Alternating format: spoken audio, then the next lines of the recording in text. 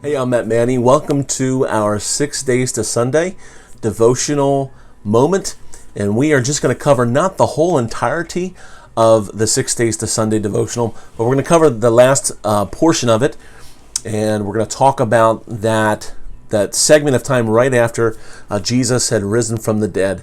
And so today's devotional thought is called I Know Your Name. It's the story about Mary as she comes to the tomb and she's looking for Jesus. And so we'll jump in here with the verse of scripture from John chapter 20, verses 15 to 16. Listen to as we jump into this story.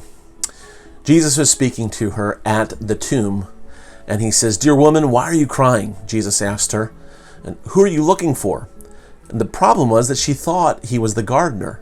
She says, "Sir, if you have taken him away, tell me where you have put him, and I will go and get him." In verse 16, Jesus says, "Mary." It's at that point when Jesus calls Mary's name that all of a sudden everything comes flooding back and she realizes who she's been talking to. Just a few moments before, she thought that he was the gardener. She didn't recognize him. She didn't get an acknowledgement of who he was, but it was in that moment where he said her name. If we back up for just a minute and remember Mary, she is the woman who some believe that she is referred to as the Mary in the Gospels who was possessed with demons. Jesus cast the demons out for her, a woman by the name of Mary Magdalene. Other people believe that she's also the same Mary who was considered to be a prostitute, the one who fell down at Jesus' feet and wept, and who had taken her hair and wiped off and cleaned Jesus' feet, washed Jesus' feet as a sign of her appreciation and her love for Jesus.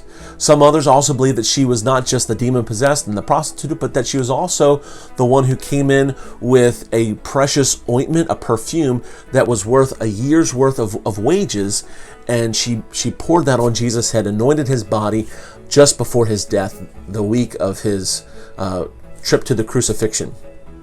What's so amazing about this for us is that she was somebody that Jesus saw past her past. He saw past her reputation. He saw past all those different things, and he saw her for who she was.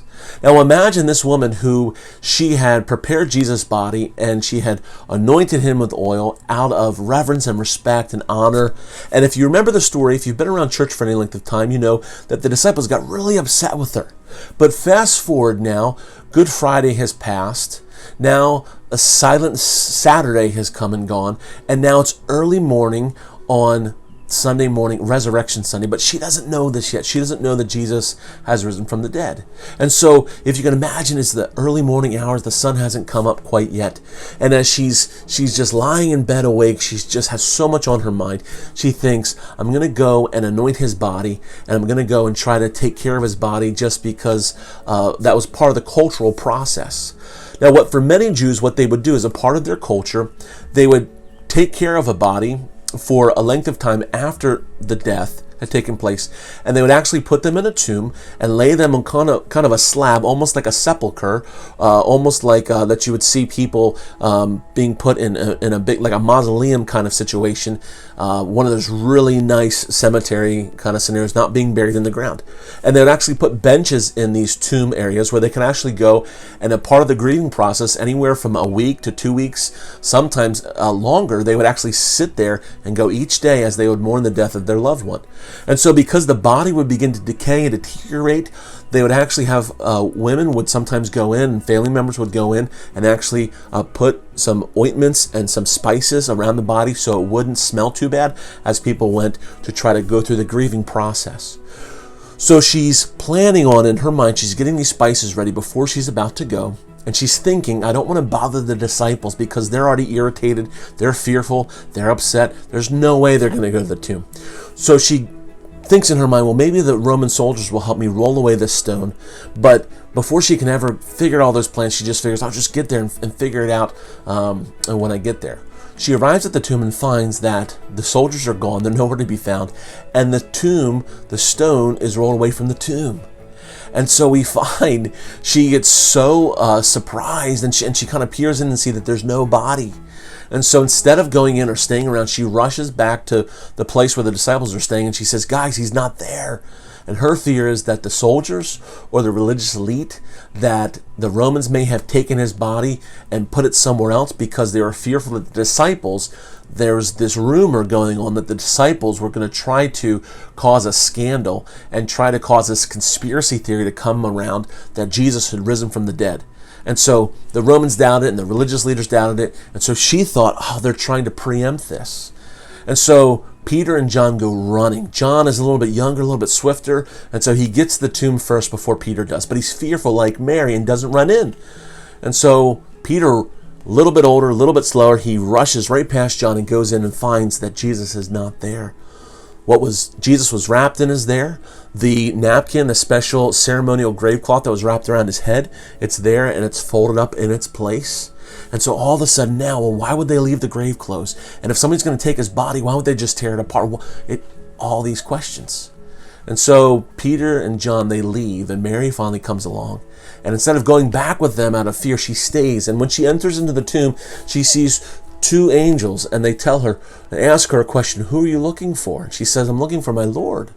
They say, well, he's not here. And just at that moment, she hears a voice behind her, and it's a man, and he says to her, what are you doing? Who are you looking for? And she turns around, she sees the cemetery gardener, the caretaker, the groundskeeper, if you will. And she says, listen, if you know what happened to my teacher, to my Lord, to Jesus, if you can just tell me where they put him, I'll go and I'll take care of his body, and I'll take responsibility for it. And finally, all of a sudden, she imagined this, and the account, it says that she's looking away, and behind her then, she hears this voice, Mary. She didn't tell the gardener her name. She didn't recognize the gardener, but as soon as she hears that name, Mary, everything comes flooding back, and she turns and realizes it's Jesus. And her initial reaction is to fall down and to hug him and to embrace him because she had been so heartbroken and hopeless. And Jesus says, it's not quite time yet. Don't touch me because I need to go to my Father. Imagine for you, if you've lost hope, if you're discouraged, what do you need? You just simply need to hear your name. You need to hear Jesus say your name. You say, but Jesus, I can't hear him. Does he even know my name? Well, Jesus does know your name. You can hear Jesus call your name in the whisper of a wind. You can hear Jesus call your name in the downpour of a rain. You can hear Jesus call your name in the calling and the cooing of a newborn baby. You can hear Jesus calling your name when you hear the laughter of children, or you see the smile of a good friend, or the warm embrace of a loved one, or a kiss on the cheek from a family member or friend, somebody that you're so close to. That's God leaving his fingerprints of love on your life. That's Jesus calling out to you to remind you that there's nothing lost, that you still have hope in him. And so as you're going through life, and as maybe you're coming through some difficulties and frustrations, and you simply want to know, where is Jesus in the midst of all this? If you look and if you listen closely, you can see God's hand of hope and promise on your life, and listen for him calling your name, just like Mary did that day. The encouragement for us is this: we need to listen. And if we listen closely and quietly enough, we'll hear God and we'll see God working in our lives in abundant ways that we've never seen before. Thanks so much for watching.